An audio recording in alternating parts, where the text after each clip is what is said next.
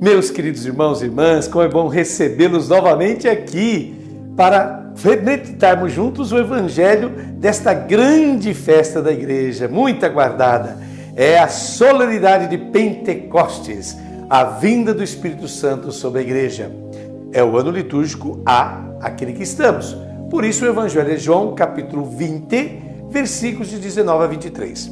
O tema que eu escolhi para a liturgia deste domingo é o seguinte: a igreja nasce do dom de amor de Deus. Vou repetir. A igreja nasce do dom de amor de Deus. A nova relação que Jesus estabeleceu entre os homens e Deus precisava de uma nova aliança.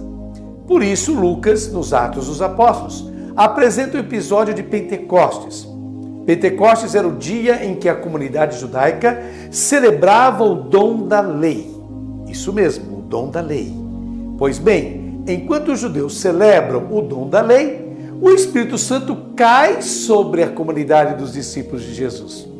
Com Jesus não há mais uma lei externa ao ser humano para ser observada, mas trata-se de acolher uma dinâmica, uma força interna que libera energia de amor. Este é o dom do Espírito. Os outros evangelistas também têm seu Pentecostes, embora narrado de forma diferente. Por exemplo, João tem um pequeno Pentecostes no momento da morte, quando Jesus entregou o seu Espírito. E depois, na passagem que examinamos agora, hoje, capítulo 20, versículo de 19 a 23, veremos também esse outro Pentecostes joanino. Você já está visualizando o texto aí, a primeira parte do versículo 19 do capítulo 20 do Evangelho de João. Ao anoitecer daquele dia, o primeiro da semana, estando fechadas por medo dos judeus, as portas do lugar onde os discípulos se encontravam, e aí continua depois o versículo. Vejam só vocês, o mandato de prisão não era apenas para Jesus. Não era perigoso apenas Jesus, sua doutrina era perigosa. Não era só Jesus, mas a doutrina dele também era perigosa. Por isso, quando Jesus se encontra diante do sumo sacerdote, não lhe pergunta nada sobre ele, mas lhe pergunta sobre duas coisas: sobre os discípulos e a doutrina. É isso que o sumo sacerdote vai interrogar Jesus no Sinédrio: seus discípulos, sua doutrina. Então, por medo de ter o mesmo destino de Jesus, os discípulos se fecharam a portas trancadas. E ali estão. Vamos ler a segunda parte do versículo 19. Jesus entrou e, pondo-se no meio deles, essa indicação que o evangelista nos dá é importante. Quando Jesus ressuscitado se manifesta aos seus seguidores, ele se coloca sempre no meio.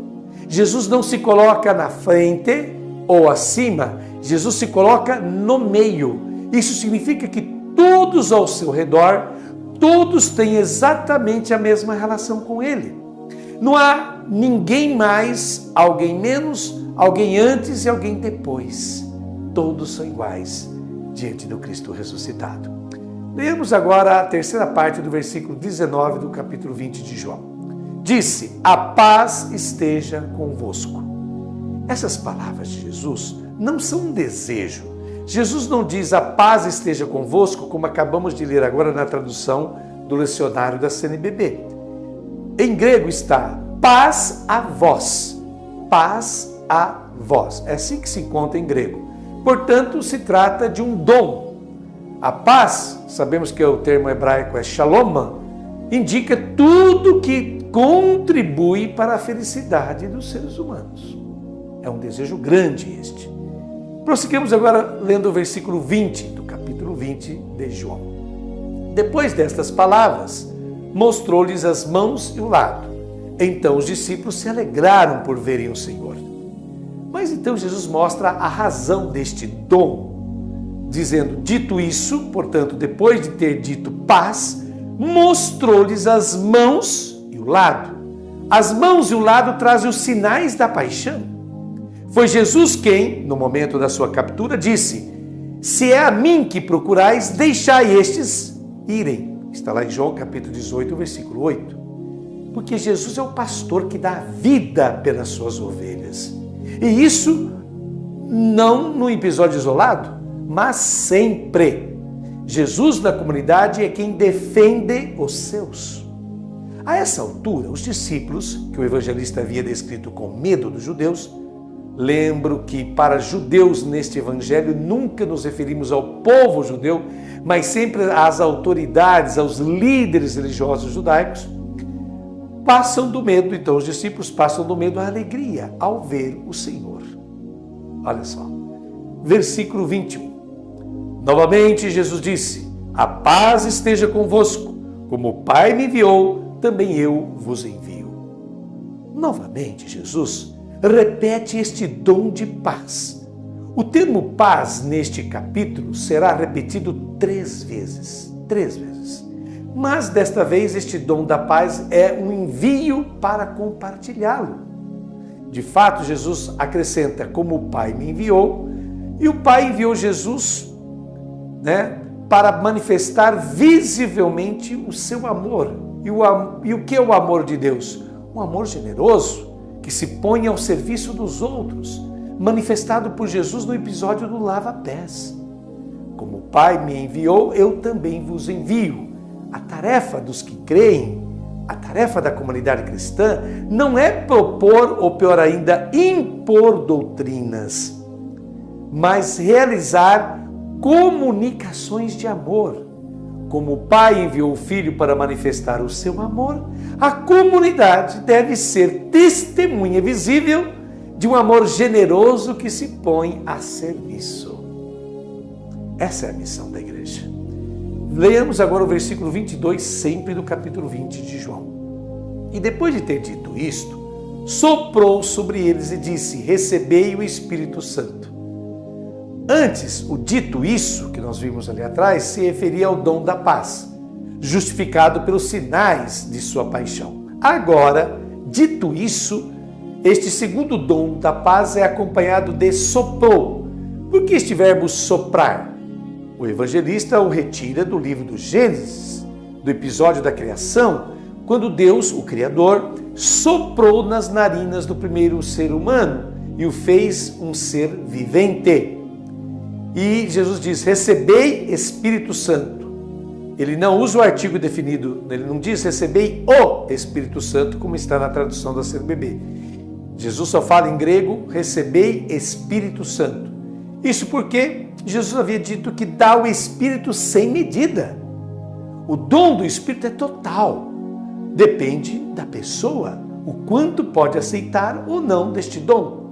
Mas em todo caso é o dom em plenitude, o dom do Espírito, a força divina, que se chama santo, não só por sua qualidade, mas pela sua atividade, capaz de separar os seres humanos que o acolhem da esfera do mal. Por isso que ele é dito santo. Ele retira os seres humanos da esfera da influência do mal, do maligno. Vejamos agora o versículo 23 do capítulo 20 de João. A quem perdoardes os pecados, eles lhes serão perdoados. A quem os não perdoardes, eles lhes serão retidos. Literalmente, apagar, cancelar os pecados, é o que se diz aqui. O termo pecado, usado pelo evangelista, não indica culpa da pessoa, mas nos evangelhos esse termo sempre indica o passado injusto do indivíduo. Isso é que é o pecado, o passado injusto do indivíduo. O que Jesus quer dizer para nós com esta expressão? Jesus não está dando poder para alguns, mas uma responsabilidade para toda a comunidade cristã. A comunidade cristã deve ser uma luz que expande o campo de ação do seu amor.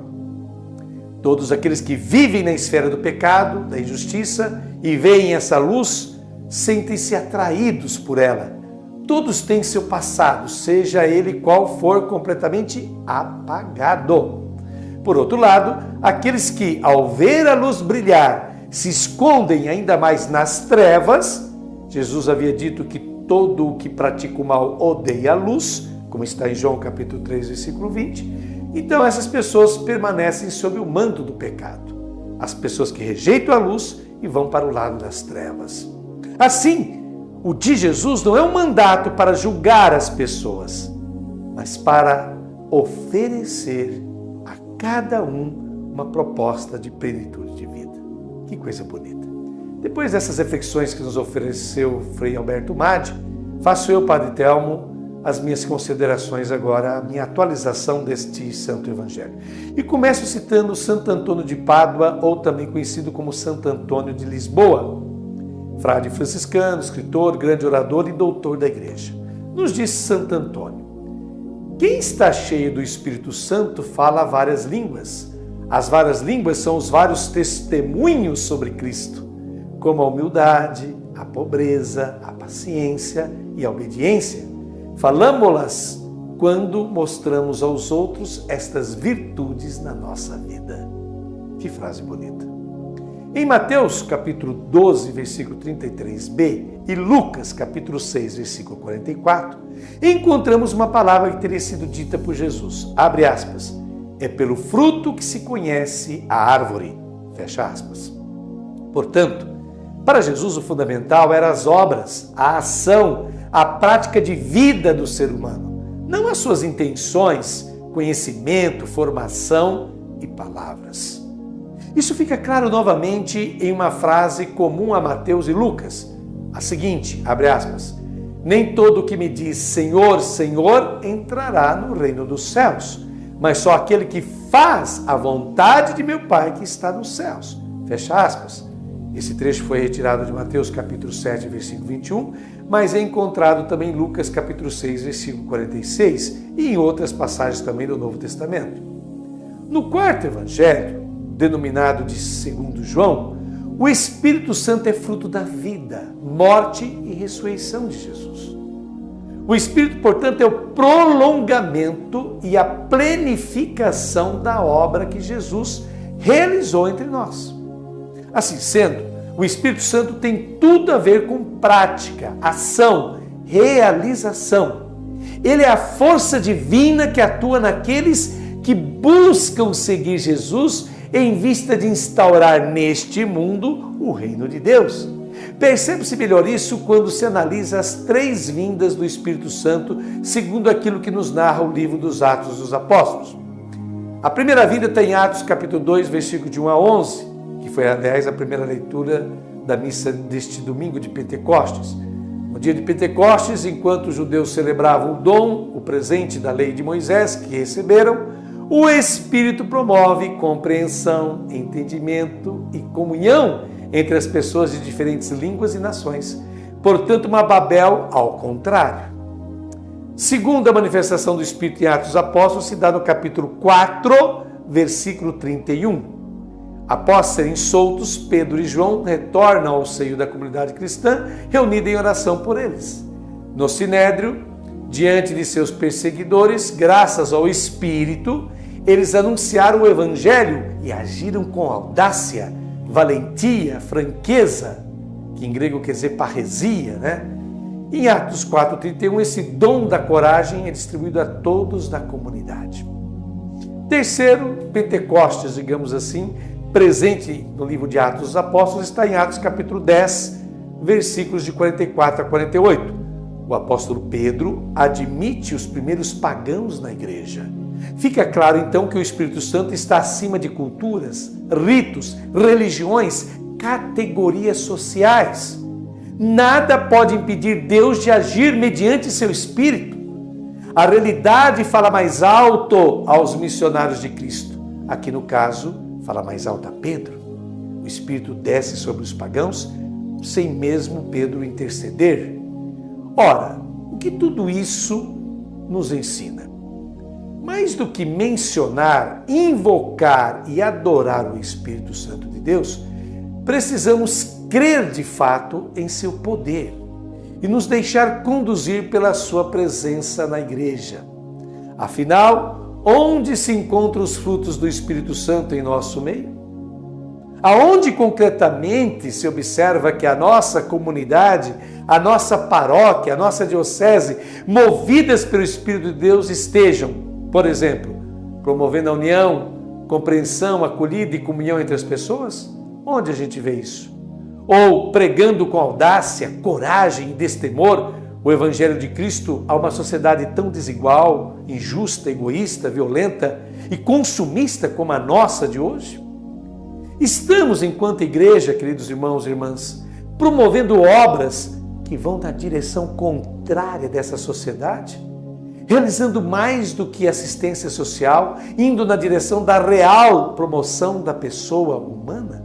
Será que estamos realizando isso? E, finalmente, será que estamos proporcionando meios concretos para uma acolhida, inserção e realização pessoal de irmãos e irmãs provenientes de outros países, outras culturas, outras religiões, bem como que vivem sua sexualidade, sua rotina diversamente daquilo que é o convencional na sociedade? Que o Espírito Santo, soprado por Jesus sobre os seus discípulos, penetre também as nossas mentes e corações. E para concluir, eu convido você a rezar comigo essa oração que já está aparecendo aí, que diz o seguinte. Essa oração, aliás, é de Gianfranco Venturi. Nós te agradecemos, Pai, todas as vezes que nos reunimos em nome do Teu Filho amado. Ele está presente entre nós e nos dá o dom do Seu Espírito. Espírito que nos consola e nos liberta de toda amargura. Espírito que nos cura das feridas do pecado. Espírito que nos ilumina e nos leva a descobrir toda a verdade.